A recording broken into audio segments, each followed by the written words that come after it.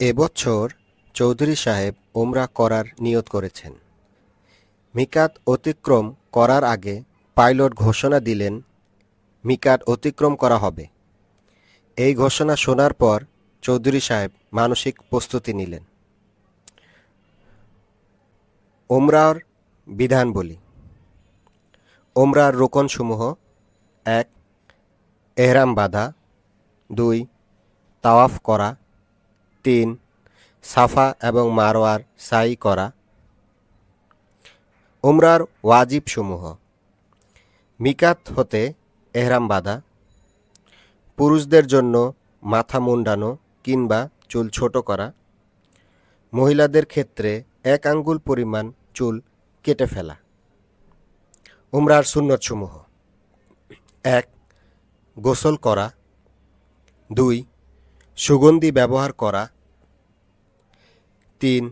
এহরাম কাপড় সাদা হওয়া, ৪. এহরাম অবস্থায় অধিক পরিমাণে তালবিয়া পাঠ এবং জিকির করা, ৫. এহরাম বাঁধার পর 2 রাকাত নামাজ পড়া, ৬. তাওয়াফে কুদুমে ইত্তেবাত করা, অর্থাৎ গায়ের চাদরের মধ্যভাগকে ডান বগলের নিচ দিয়ে দুপার্শ্বকে বাম কাঁধের উপর রাখা, ৭.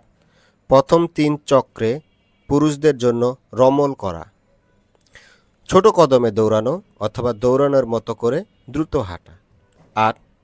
রোকনে ইয়ামিনীতে ইস্তেলাম করা বা ডান হাতে স্পর্শ করা, ৯.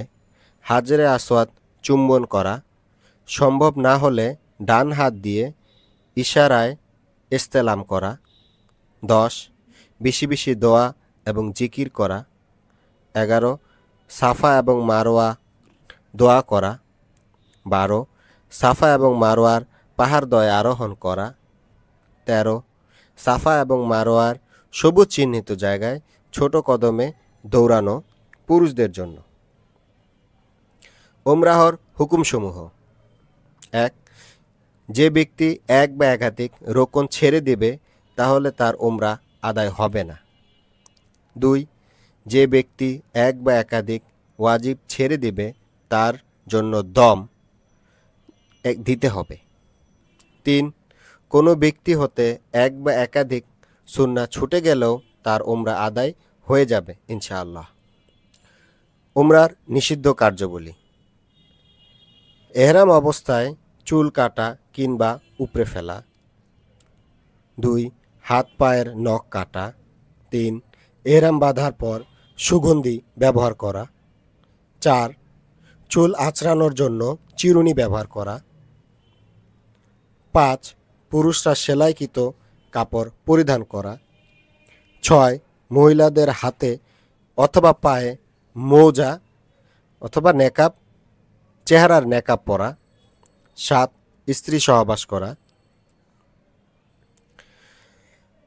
কোনো এহরামধারী ব্যক্তি কর্তৃক যদি ওমরায় নিষিদ্ধ কোনো কার্যাবলী সংঘটিত হয় তাহলে উক্ত ব্যক্তিকে নিম্ন বর্ণিত দম বা জরিমানা আদায় করতে হবে: ১. ৩ দিন সিয়াম পালন করা অথবা ৬০ জন মিসকিনকে খাবার খাওয়াবে অথবা মক্কায় কিংবা উক্ত স্থানে একটি কোরবানিযোগ্য বকরি জবাই করা। মিকাতসমূহ: ওমরার জন্য 5টি মিকাত রয়েছে। বাংলাদেশি হজ ওমরা পালনকারীদের মিকাত: ভারত ও বাংলাদেশের হাজিরা প্রথমে মদিনা শরীফ দিয়ে মক্কা শরীফে এলে জুলহুলাইফা মিকাত, আর প্রথমে মক্কা শরীফ গেলে ইয়া লামলাম হলো মিকাত। যারা আকাশপথে বিমানে উক্ত মিকাতের কাছাকাছি পৌঁছে তখন বিমানের ক্যাপ্টেনের পক্ষ থেকে ঘোষণা দেওয়া হয়, তখনই এহরাম বাঁধতে হয়। অথবা যারা ঢাকা থেকে সরাসরি পবিত্র নগরী মক্কায় গমন করবে তারা ঢাকা থেকেই এহরামের কাপড় পরে নিয়ত করে যাবেন। আবার এহরামের কাপড় পরে মিকাতের কাছাকাছি গিয়েও নিয়ত করা যাবে। মনে রাখতে হবে, এহরাম বাঁধা ছাড়া মিকাত অতিক্রম করা যাবে না। এহরাম বাঁধার অর্থ হলো এহরামের কাপড় পরে উমরা বা হজের নিয়ত করা। উমরার জন্য 5টি মিকাত রয়েছে। 1. জুলহুলাইফা বা বীর আলী, এটি মদিনাবাসীর বা মদিনা হয়ে মক্কায় প্রবেশের মিকাত। 2. ইয়ালামলাম, দক্ষিণ পূর্ব এশিয়ার দেশ থেকে জেদ্দা হয়ে মক্কায় প্রবেশের মিকাত। 3. আল জোহফা, সিরিয়া, মিশর এবং সেদিক থেকে আগত ব্যক্তিদের জন্য মিকাত। 4. কারনুল মানাজিল, কাতার, কুয়েত, আরব আমিরাত, বাহরাইন, ওমান, ইরাক, ইরান সহ উপসাগরীয় রাষ্ট্রসমূহ, সৌদি আরবের রিয়াদ, দাম্মাম ও তায়েব দেশের লোকেরা এখান থেকে এহরাম বাঁধেন। 5. জাত ইরক, ইরাকবাসীদের জন্য প্রয়োজনীয় রাস্তাঘাট না থাকায় এটি এখন আর ব্যবহৃত হচ্ছে না। এটা ছিল ইরাকবাসীদের মিকাত।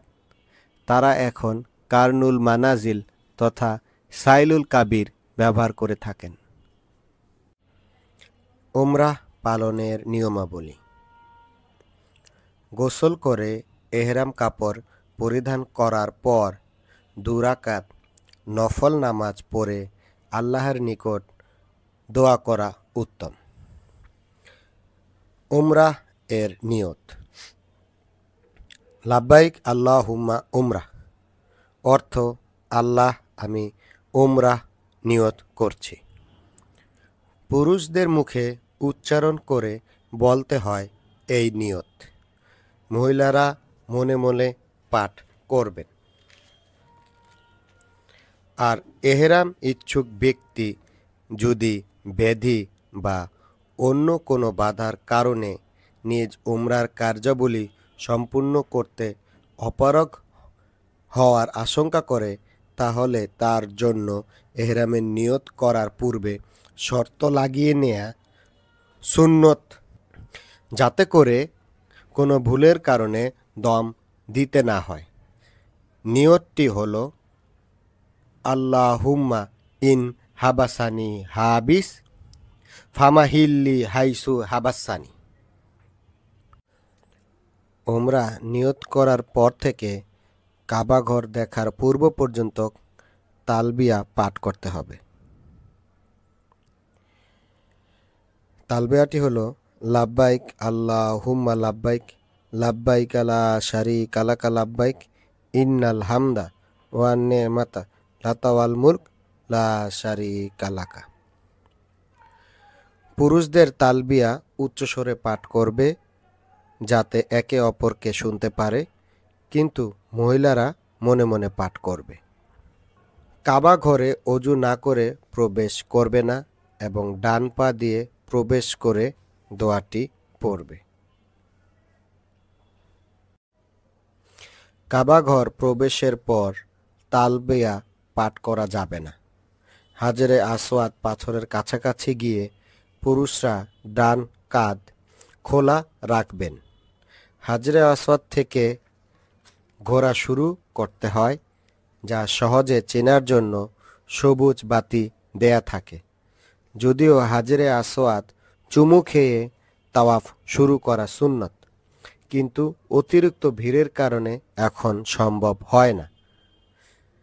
ডান হাত হাজরে আসওয়াদ বরাবর ইশারা করে বিসমিল্লাহি আল্লাহু আকবার বলে কাবাকে বাম দিকে রেখে তাওয়াফ শুরু করতে হবে। একটি তাওয়াফে 7টি চক্কর দিতে হয়।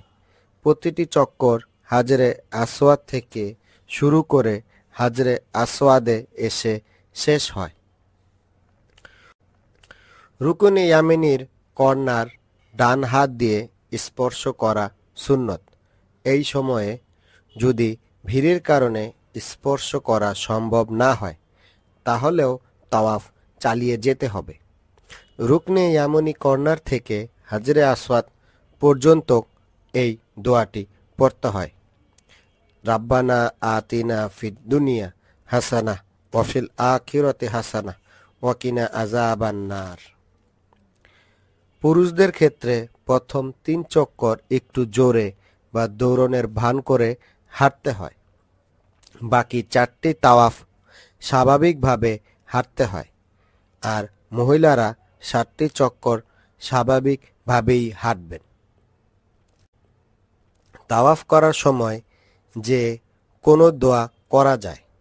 তাওয়াফ করার সময় হাতিম এর ভিতর দিয়ে তাওয়াফ করা যাবে না, কারণ হাতিম বা হিজরে ইসমাইল কাবা ঘরের অংশ। তাওয়াফের 7 চক্করের বড় দোয়া।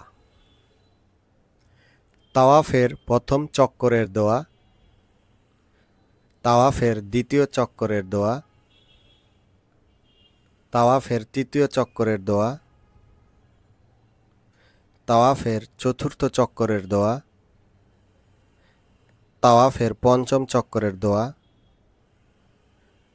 তাওয়াফের ষষ্ঠ চক্করের দোয়া, তাওয়াফের সপ্তম চক্করের দোয়া। 7 চক্কর শেষ করার পর হাজরে আসওয়াদ বরাবর ইশারা করা যাবে না। এবার ডান কাঁধটি আবৃত্তি করে ফেলবেন।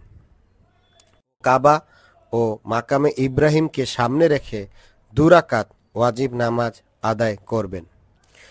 ওয়াজিব নামাজে সূরা ফাতিহার সাথে প্রথম রাকাতে সূরা কাফিরুন এবং দ্বিতীয় রাকাতে সূরা ইখলাস পড়া উত্তম। ওয়াজিব নামাজ আদায় করার পর বিসমিল্লাহ বলে জমজমের পানি পান করবেন। জমজমের পানি পান করা সুন্নত এবং বরকতের জন্য পানি মুখে, শরীর ও মাথায়ও দেয়া যেতে পারে। এরপর চৌধুরী সাহেব সাহি করার জন্য সাফা পাহাড়ের দিকে যাওয়া শুরু করলেন। সাফা পাহাড়ে ওঠার সময় একটি দোয়া পড়লেন। ইন্না সাফা ওয়াল মারওয়াতা মিন শাআইরিল্লাহ।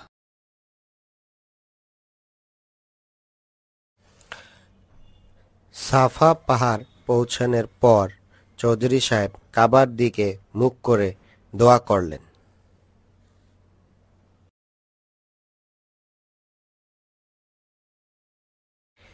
এই দোয়াটি 3 বার পড়তে হবে এবং তার মাঝে মাঝে দোয়া করতে হবে। সাফা পাহাড়ের দোয়া শেষ করে চৌধুরী সাহেব মারওয়া পাহাড় এর দিকে হাঁটা শুরু করলেন এবং সবুজ চিহ্নিত জায়গায় একটু জোরে হাঁটলেন, কিন্তু তার স্ত্রী স্বাভাবিকভাবেই হাঁটবেন। সাই করার সময় নির্দিষ্ট কোনো দোয়া নেই। মারওয়া পাহাড়ে পৌঁছানোর পর সাফা পাহাড়ের ন্যায় 3 বার দোয়াটি পড়তে হবে। এইভাবে মারওয়া পাহাড় থেকে সাফা পাহাড়ের দিকে হাঁটলেন এবং সবুজ চিহ্নিত জায়গায় দৌড়ানোর মতো করে হেঁটে সাফা পাহাড়ে আসলেন। একইভাবে 7 বার চক্কর দিলেন এবং শেষের চক্করটি মারওয়া পাহাড়ে গিয়ে শেষ হবে। উল্লেখ্য যে শুধুমাত্র প্রথমবারের জন্য সাফা এবং মারওয়া পাহাড়ে দাঁড়িয়ে দোয়া করতে হয়, কিন্তু শেষের 5টি চক্করে সাফা এবং মারওয়া পাহাড়ে দাঁড়িয়ে আর দোয়া করতে হবে না। তবে সাই করার সময় নিজের পছন্দ মতো দোয়া করা যাবে। সাফা ও মারওয়া পর্বতের উপর আরোহণ করা এবং 2 সবুজ বাতির মাঝখানে দৌড় দেয়া সুন্নত। সাই করা শেষে চৌধুরী সাহেব তার চুল মণ্ডল করলেন এবং মহিলারা মাথার 4 দিকের চুলের অগ্রভাগের 1 ইঞ্চি পরিমাণ কেটে নেবেন। এর মধ্য দিয়েই উমরাহ সম্পূর্ণ হয়ে যাবে ইনশাআল্লাহ। উমরাহ করার জন্য আমার সাথে যোগাযোগ করতে পারেন। ইনশাআল্লাহ অল্প খরচে উমরাহ করতে পারবেন।